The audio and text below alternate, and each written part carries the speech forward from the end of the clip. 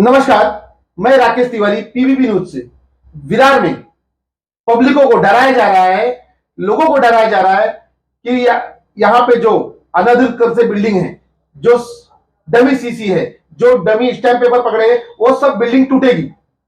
यह भ्रमित किया जा रहा है, जबकि महानगर पालिका के आयुक्त का कहना है कुछ और लोगों का कहना है कुछ और यहाँ के पुलिस अधिकारी का कुछ कहना और है। यह मामला बड़े मीडिया से लेकर छोटे मीडिया और कई जगह घूम चुका है और यह मामला जो कि लाखों में होना चाहिए, अब 3,500 करोड़ तक पहुंच चुका है।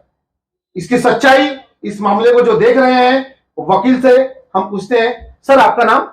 मेरा नाम भास्कर झा है और जो प्रकरण चल रहा है उसमें इसकी सच्चाई क्या है?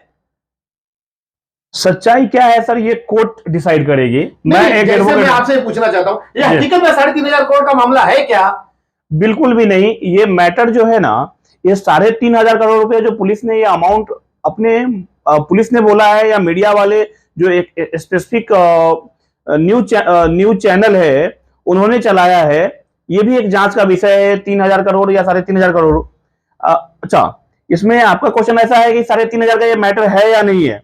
अगर ये इंक्लूसिवली ले लेंगे सारे मैटर्स को तो सच में ये 3,500 करोड़ से ज्यादा का भी मैटर हो सकता है। लेकिन ये मैटर फिर ये पिछले 20-25 साल के अंदर में जितने भी बिल्डिंग्स बने हैं विरार, वसई, नाला सोपारा और आसपास के एरिया में, अगर आप सबको ले लेंगे साथ में तो हो सकता है उससे ज्यादा का मैटर हो। नहीं सर, मेरा बोलना है जैसे कि मीडिया ने ये भ्रमित फैलाया है कि जो आपके पास आरोपी है, मतलब पुलिस के पास जो आरोपी है और आपका जो क्लाइंट है, जिसके विषय में आप लड़ रहे हैं, उसके पास 3,500 करोड़ की प्रॉपर्टी है क्या? ये सच्चाई है क्या? ये जुनून जिस हिसाब से मीडिया दिखा रही है, क्या इस विषय में आपके पास क्या तथ्य है और आप क्या बताना चाहेंगे? इसके बारे में सच्चाई ये है कि प्रशांत मधुकर पाटिल, जिसको मैं रिप्रेजेंट कर रहा हूं कोर्ट में जी, उसकी फाइनेंशियल कंडीशन ऐसी है, आप किसी सर्टिफाइड बंदे से भी आप उसको सर्टिफिकेट इशू करवा के ले सकते हैं कि उसके पास सिर्फ एक फ्लैट है रहने के लिए। उस फ्लैट का ईएमआई भी वो टाइम पे नहीं भर पाता है, जो बैंक से उन्होंने लोन लिया हुआ है। उसके पास एक छोटी सी कार है, इसके अलावा उसके पास और कोई भी प्रॉपर्टी नहीं है। और इसके अलावा अगर मैं आपको बता दूं कि ये क्या 3,500 करोड़ का मैटर है या नहीं है, तो दो अलग अलग बातें हैं। अगर 3,500 करोड़ की बात आप बोल रहे हैं तो किस संदर्भ में बोल रहे हैं? क्या सिर्फ आप एफआईआर नंबर 152 ऑफ 2023 के बारे में बात कर रहे हैं?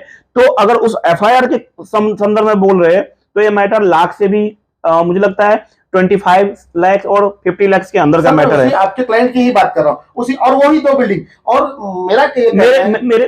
मैं आपको बता दूं कि मेरे क्लाइंट का बिल्डिंग से कोई लेना देना नहीं है, ना बिल्डिंग बनाने से कोई लेना देना है, ना कोई फोर्ज ओसी सीसी से भी कुछ लेना देना है। वो तो बस एक स्टेट एजेंट था जो किसी तरह से किसी बिल्डर ने उसका नाम लिया और पुलिस वाले ने उनकी वाइफ से कुछ ब्राइब मांगा हुआ है। उनकी वाइफ वो टाइम पे ब्राइब नहीं दे पाई, इसलिए उसको फंसा है, ऐसा एलिगेशन है और ऐसा उनकी वाइफ ने कंप्लेन में भी बोला हुआ है। तो हमारा मैटर कुछ इस तरह का है। लेकिन अगर आप इंक्लूसिवली आप सारे मैटर्स को विरार वसई के ऊपर पूछ रहे हैं कि क्या ये 3,500 करोड़ का मैटर है, हाँ मैं बोलूंगा ये 3,500 करोड़ से ज्यादा का भी मैटर हो सकता है।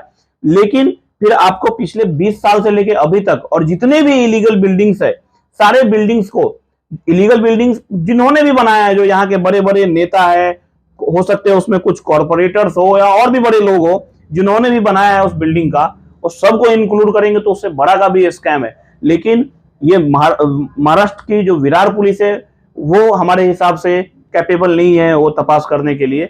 वो तपास तो फिर मेरे हिसाब से कोई सेंट्रल एजेंसी, ईडी, सीबीआई या फिर अगर महाराष्ट्र गवर्नमेंट भी करवाना चाहती है तो EOW would be the perfect.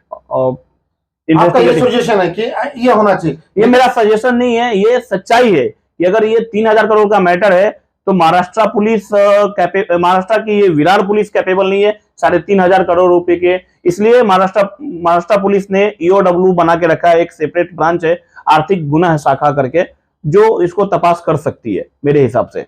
अच्छा, इस जो भी ये मैटर चल रहा है, लेकिन मैं इसमें एक चीज और स्पष्ट कर दूं, 3,500 करोड़ और मेरा अक्यूज प्रशांत पाटिल, ये दोनों ही अलग अलग मैटर है। 3,500 करोड़ जब आप बात करते हैं तो ये सारे इलीगल बिल्डिंग्स की बात होती है और इसमें जो भी छोटे बड़े जितने भी बिल्डर्स है सबकी बात आ जाती है।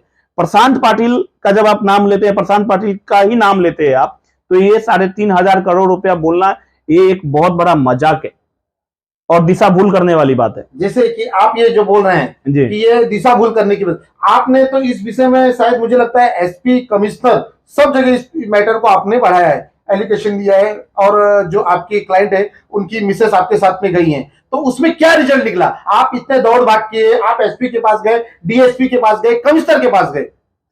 देखिए, रिजल्ट हमारा वो इशू अलग है, उसमें आरोपी के वाइफ ने ये एलिगेशन किया हुआ है और उनके पास सबूत के साथ में एलिगेशन किया हुआ है। एलिगेशन नहीं, उनकी तरफ से तो ये सच्ची बात है कि पुलिस वालों ने उनसे रिश्वत लिए हैं और भी रिश्वत मांग रहे थे। टोटल कितनी रिश्वत ली है?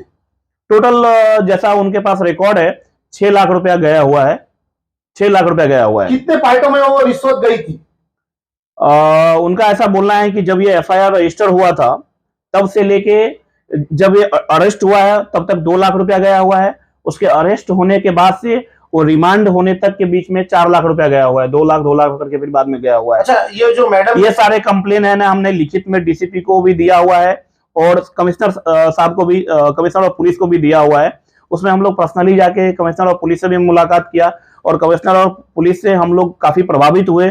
उनके काम करने के जो स्टाइल है और जो उनका तरीका है, जो बहुत वो सोच समझ के फैसला लेने वाले अधिकारी हैं कमिश्नर साहब श्री मधुकर पांडे जी।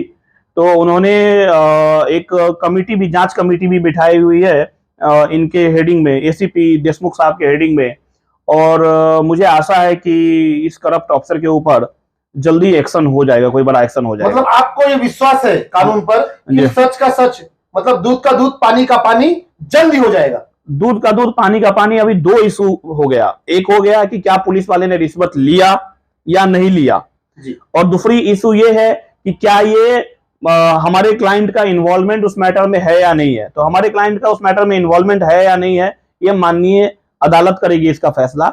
लेकिन क्या इस ऑफिसर का, सुरेंद्र सिब्दे का करप्शन किया हुआ कुछ ऐसी चीजें हैं, तो वो फैसला करना है जो कमिश्नर ऑफ पुलिस है उनको, एसीपी को और डीसीपी साहब को। और मुझे आशा है उनके पास अप्रोप्रिएट एंड सफिशिएंट एविडेंसेस उनको मिल चुका है जिसके ऊपर वो आगे का एक्शन वो ले सकते हैं और उनको सस्पेंड भी कर सकते हैं या और भी कुछ डिसिप्लिनरी एक्शन वो ले सकते हैं। इसी के साथ मैं अपने को शब्दों को विराम दूंगा, फिर मिलूंगा मैं नई खोज के साथ में। इसी को कवर करते हुए आगे इसकी क्या रिपोर्ट है मैं आपको बताऊंगा। जय हिंद, जय महाराष्ट्र। अगर आपको हमारी न्यूज में जरा भी सच्चाई दिखे, लाइक, सब्सक्राइब और शेयर जरूर करें।